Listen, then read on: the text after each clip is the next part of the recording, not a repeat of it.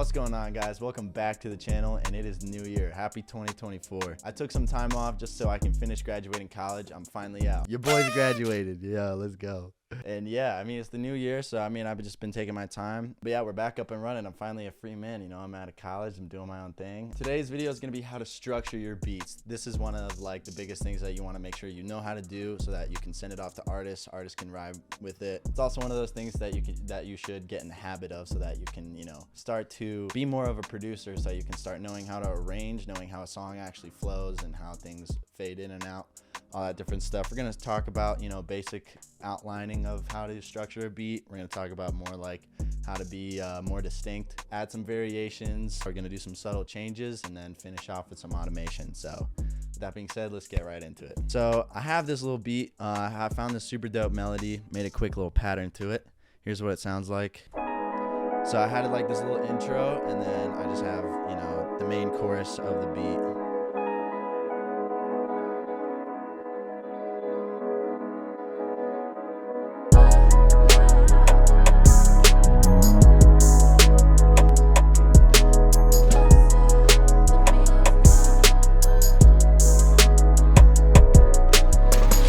Hey, that's tough. I love that. For the first thing that we want to do, obviously we want to have an intro, and then you want to go into the chorus. How I like to do it is I always go intro, chorus, verse, chorus, sometimes verse, outro. You can do verse first and then chorus, but today we're just going to do the basic structure of intro, chorus, verse, second chorus, maybe like a little verse, outro. Usually you want to aim for about 2:30, 2:45. For this intro, I'm probably just going to leave it how I had it. Just had like the two main melodies. Just that nice piano and that nice little pad going. Yeah, those are all my drums. These are some fades that I liked. So I'm going to put those a little bit lower and I'll add them in later. It's all about feel too. You got to really feel it. So I'm going to take the 808 out.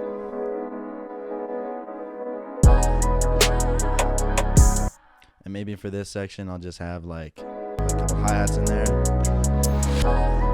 And then have most of the drums punch in right after that.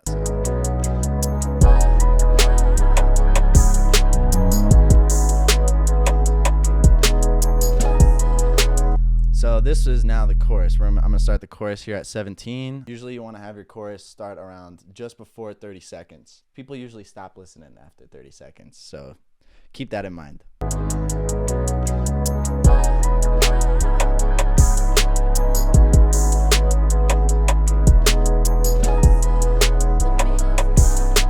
Maybe I'll take out some perks. I like that a lot. And then we'll copy and paste this part over, get the second part of the chorus. Choruses usually last around 16 bars. What I'll do too is for the first half of the chorus, I'll cut out like a big melody or something, so that when the second half of the chorus comes in, it's like something else happened. You know, you want to keep adding, keep building.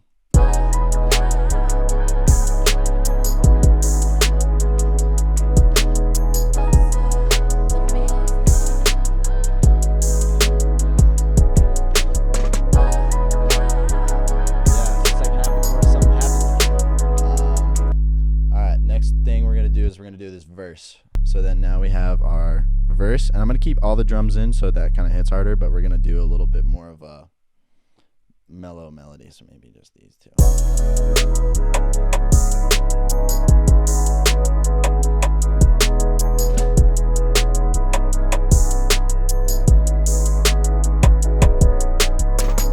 I like that a lot. Let's keep going with this verse. Maybe just do the 808s, the snare, and some of the other stuff. Big thing too, when you go from chorus to verse, you want to make sure it's like a roller coaster. You want to take your listener and your artist through a roller coaster. So you go up, you go down. So take your chorus, make sure that your verse is set up so that it's still thumping, it's got all that stuff in, and then take some stuff out so that it kind of goes back down. Gives the artist more room to breathe, and you know, if they're rapping on it, they can start doing a verse for that. You know what, maybe I'll add this piano in there and cut out the vocal.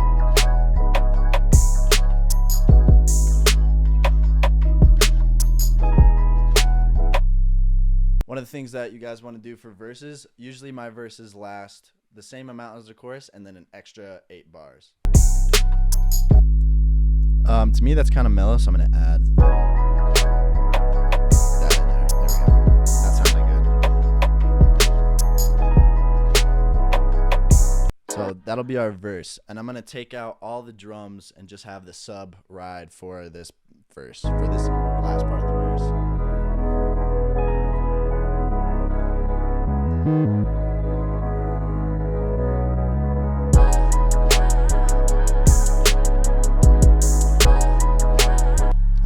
Same thing, something similar, the chorus and the verse, and maybe I'll move this over and cut it out, so do it like the opposite of what I did. So it'll be kind of like this, and I'll take out this and that for that. All right, cool. So now I got a verse and a chorus, and the chorus is kind of similar to the first chorus. Next thing we're gonna do is the last verse, and then I'm gonna do an outro. Right now we are at 1 minute and 52, so we have some time to put in some extra stuff in there. So yeah, let's do another verse. I'm gonna do a little something different with this verse. Kind of copy and paste some of these ideas over.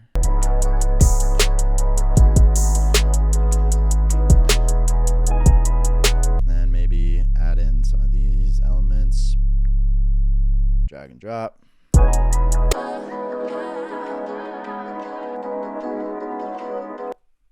Thinking maybe everything.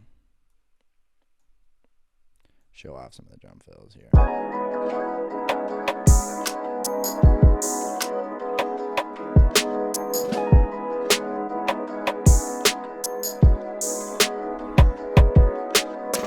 And then I'll do like something similar here.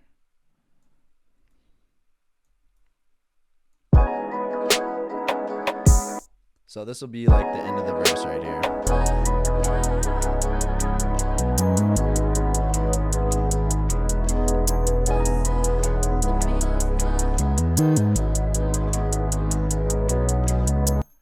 And then for the last little outro piece, something simple, light, and you want to make sure that the outro is like the most simple form that it could possibly be. So let's go in here and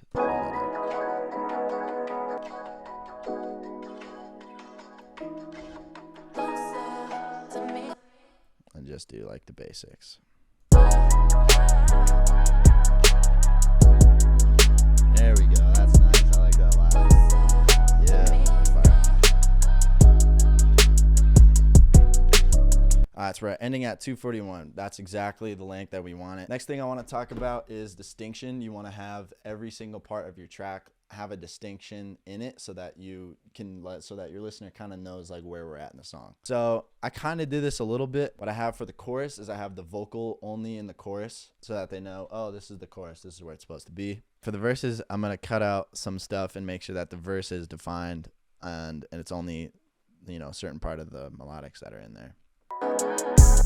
So for the chorus, I'm going to take out these, but keep them in every verse so that people know that it's the verse. Like I said before, chorus has the vocal, verse has this little ring, this little key ring, and that sounds really good to me. So yeah, make sure you guys have distinction. You can do the same thing with the bridge too. Usually with your bridge, you want to have like a new melodic element.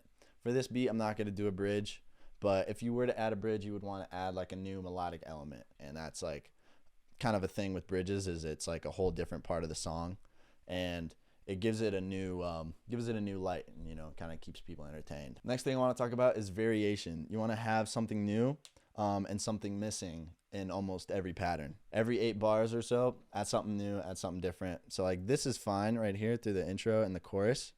Added something new, took away some stuff. Verse is good, added something new, and I took away some stuff. So yeah, I added like this little perk in here. You just want to make sure that you're not like duplicating the same pattern over and over again. People are going to think it's a loop and like an AI bot did it. You don't want somebody thinking that a Chinese dude threw a bot and made a beat with a freaking Chinese bot. I pretty much have that for every pattern, so I'm looking good here. Next thing you want to do is add fades, and we can do automation as well. Going into the chorus, I have a fade. Gives a little more energy. And then going into the verse, I have like a crash. Usually crashes are good going into verses. It's that up down sort of deal. And then in between the verse and like where I have this sub coming in, I have like this crazy transition.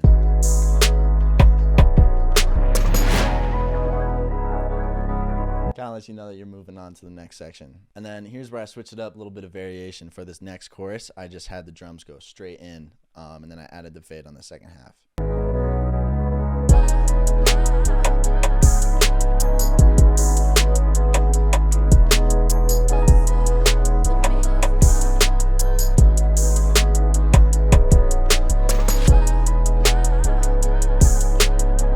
Fire. I added that swoosh going into the pad again.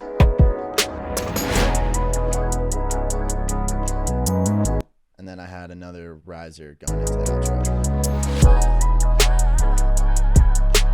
Alright, so now what I'm going to do is I'm going to add a filter, and then I'm going to filter it out the end so it kind of like fades out, and I'll also add a fade out too. Usually when you send tracks, you do not want to do fades and stuff like that. That's usually for what when you talk to the mastering engineer is going to have the producer come in after the track is finished, and then you do the fades. But for the purpose of this video, I feel like I've said that like 3 times.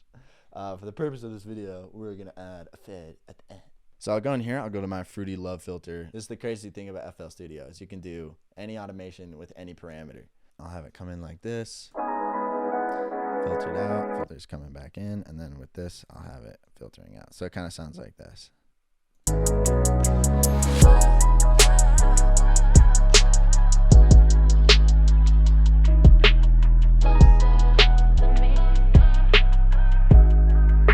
I'll do a fade as well. You can do fades with like really anything, but if you don't have like the whole what I like to do for the whole track is I'll pull up an EQ.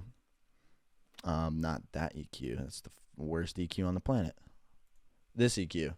And I'll just drag all this down so the volume's completely out. I have this all the way down, and I'll do it on the actual parameter. So go here, make sure it's not on the EQ, any of these parameters. Put it on the EQ mixer channel right here. So go here, right click, create automation clip, and then now you can add your fade. So fade it in, and then we'll fade it out. But we have to do it reverse because it's mute. So yeah, we'll do that.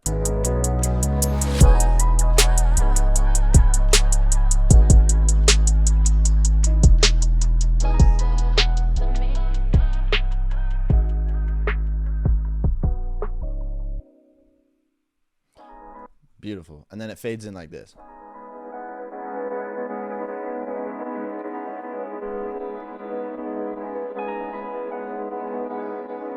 So yeah, that is how you structure a beat. It's not that hard. It's pretty simple. But once you get used to it, you'll kind of understand like how the song is supposed to flow and how like little variations can like completely change the track.